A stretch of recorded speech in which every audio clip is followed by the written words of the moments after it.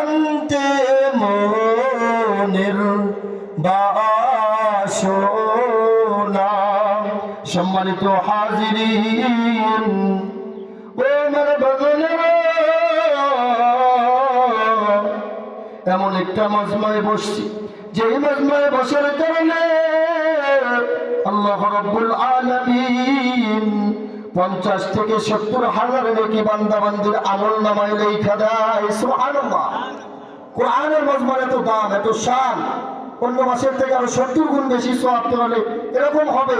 সেই মাজমায় আমরা আসছি, সেখানে আমরা আসছি, আল্লাহ ওয়ালাদের মজলিসে আসছি। ও বাজান রে, আমি যে হাদিস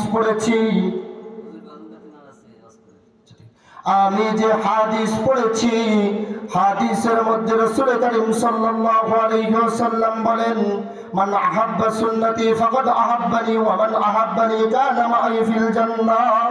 রাসূল করিম সাল্লাল্লাহু আলাইহি ওয়াসাল্লাম হাদিসের মধ্যে বলেন, আমার যে উম্মত আমার সুন্নাতকে মহব্বত করলো, সে যেন আমি নবী করিম সাল্লাল্লাহু আলাইহি ওয়াসাল্লামকে মহব্বত করলো। সুবহানাল্লাহ। সুন্নাত মহব্বত করার কারণে আল্লাহ রাসূল করিম সাল্লাল্লাহু আলাইহি ওয়াসাল্লাম বলেন, আমার যে উম্মত আমার একটা সুন্নাতকে মহব্বত করলো, আমি রাসূল করিম সাল্লাল্লাহু আলাইহি ওয়াসাল্লামকে মহব্বত করলো। সুন্নাত কি? ওরে মুসলমান যুবক সন্তান এমন হয়েছে, জুম্মার আগের 4 রাকাত সুন্নাত নামাজ পড়া উচিত ছিল, এরপরে গিয়ে কবলার জুম্মা, এরপরে গিয়ে তাসদিদ জুমা, এই জুমার দিনে সুন্নাত পড়া আদায় ছিল, এইটাও যুবকরা পড়ে না। খুতবার সময় এসে হাজির। আরে বাবা, আল্লাহ রাসূলের সুন্নাত মহব্বত না করলে আপনি কিভাবে জান্নাতে যাবেন? রাসূল করিম সাল্লাল্লাহু আলাইহি ওয়াসাল্লাম বলেছে, সুন্নাত মহব্বত করার কারণে আমি তাদেরকে নিয়ে জান্নাতে যাব। সুবহানাল্লাহ বলবেন না? সুন্নাতের এত গুরুত্ব। এই যে দাড়িটা একটা সুন্নাত, টুপি সুন্নাত, পাঞ্জাবি সুন্নাত। এখন তো যুবক সন্তানেরা শুধু ইউটিউবের বয়ান শুনে, বৃদ্ধ বাবাজিরাও শুনে। ও বাবাজিরা, আল্লাহর রাসূলের সুন্নাত মহব্বত করার কারণে যদি নবী করিম সাল্লাল্লাহু আলাইহি ওয়াসাল্লাম আপনাকে আমাকে সুপারিশ করে জান্নাতে নিয়ে যায়, এর থেকে সৌভাগ্যবান আর কে হতে পারে? সুবহানাল্লাহ। এজন্য সুন্নাত মহব্বত করতে হবে বেশি বেশি করে। সুন্নাত কোথায় কি আছে? এই যে রমজান মাসে তারাবি নামাজও সুন্নাত, টুপিটা সুন্নাত, এরকম করে সুন্নাত নামাজ আছে। এই যে সুন্নাতের টাইম চলে এখন, জলের আগ দিয়ে সুন্নাত, মাগরিবের পরে সুন্নাত, এরকম যত সুন্নাত কাজ আছে এগুলো করতে হবে। তখন রাসূল করিম সাল্লাল্লাহু আলাইহি ওয়াসাল্লাম সুন্নাত মহব্বতকারীদেরকে ডাক দিয়ে বেসতে নিয়ে যাবেন। সুবহানাল্লাহ। মহব্বত করার কারণে দেখেন এরকম করে আবার ও বাবারা, কত কষ্ট করে অনেক জায়গা থেকে আপনারা আসছেন, এখান থেকে কিছু বাড়ি নিয়ে যাওয়ার জন্য। আল্লাহর ওলিদের মজলিস অনেক বড় মজলিস। এরকম করে বড় বড় আল্লাহর ওলিরা বলতো, চরমনার জমিনে ঘুমান্ত হযরত ফজলুল করিম রাহমাতুল্লাহি আলাইহি বলতো, ও বাগান রে, আমি যদি দুনিয়া থেকে বিদায় নিয়ে কবর জগতে যাই, তোমরা যদি আমার কবরের পরে ফুলের মালা দাও, জুতার মালাও দাও, ওতে কিছু আমার আসে যায় না।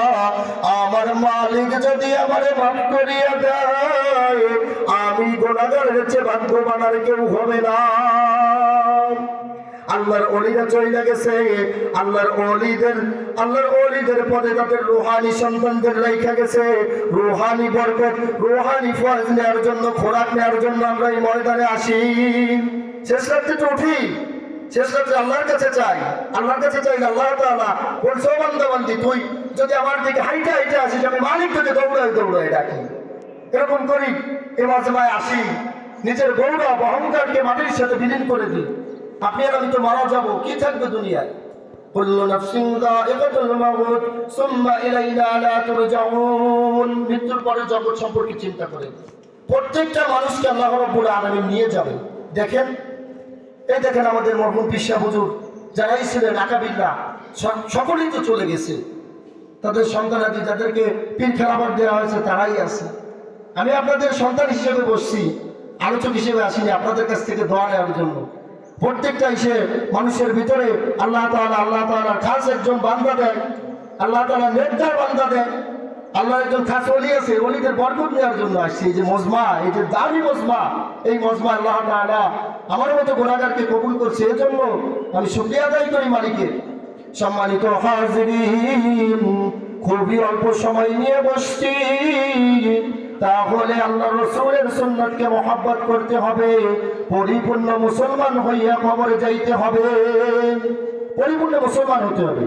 পরিপূর্ণ মুসলমান তার হাত দ্বারা, তার জবান দ্বারা, আল্লাহ তাআলা যে অঙ্গ প্রত্যঙ্গ দিছে, এই অঙ্গ প্রত্যঙ্গ দ্বারা কোনো মানুষ কষ্ট পাবে না, এরকম কাজ করতে হবে। আল্লাহকে রাজি খুশি করতে হবে। আপনি সবকিছু করলেন, আল্লাহ রাজি খুশি হবে না, দুনিয়ার ক্ষণিকের হলের জন্য। ও বাজান রে, এই দুনিয়ার কি আছে, আপনি আর আমি মারা যাবো রে বাবা। সাদা কাপড়ের প্যাকেট বানাইয়া সন্তানরা পর্যন্ত শরীরের সবকিছু কইলা কইলা রাইখা দিবে, আপনাকে আমাকে বাসারের নিচে, না হলে গোরস্থানে, যেখানে দিনের বেলা যাইতেও ভয় লাগে, ওরকম নীরব স্থানে ফেলায় রাখবে। ও বাগানরা, ফিরে আসেন, মালিকের দরবারে ফিরে আসেন। বরকতময় মাস চলতেছে, এমন বড় বরকতময় মাস, যে মাসে আল্লাহ রাব্বুল আলামিন জাহান্নামের দরজাগুলোকে বন্ধ করিয়া দিছে, জান্নাতের দরজাগুলোকে খুলিয়া দিছে। রোজাদার ব্যক্তি যা করবে, আল্লাহ রাব্বুল আলামিন, আল্লাহ রাব্বুল আলামিন শেষ রাত্রে ডাকতে থাকে, ও বান্দা আয় আয় আয়, আমার কাছে আয়, আমার কাছে চা, আল্লাহ আমাদের মজলিসে আয়। সম্মানিত হাজিরিন, পরিপূর্ণ মুসলমান হয়ে আল্লাহ তাআলা আমাদেরকে কবরে যাওয়ার তৌফিক দান করুক, সকলে পড়ি আমিন। আল্লাহ রসুলের সুন্নাতকে মহব্বত করে কবরে যাওয়ার তৌফিক দান করুক, সকলে পড়ি আমিন। এবং মাহে রমজান মাস চলতেছে, আল্লাহ রাব্বুল আলামিন এই বরকতময় মাসের ফজিলত বরকত আমাদেরকে অর্জন করার তৌফিক দান করুক, সকলে পড়ি আমিন।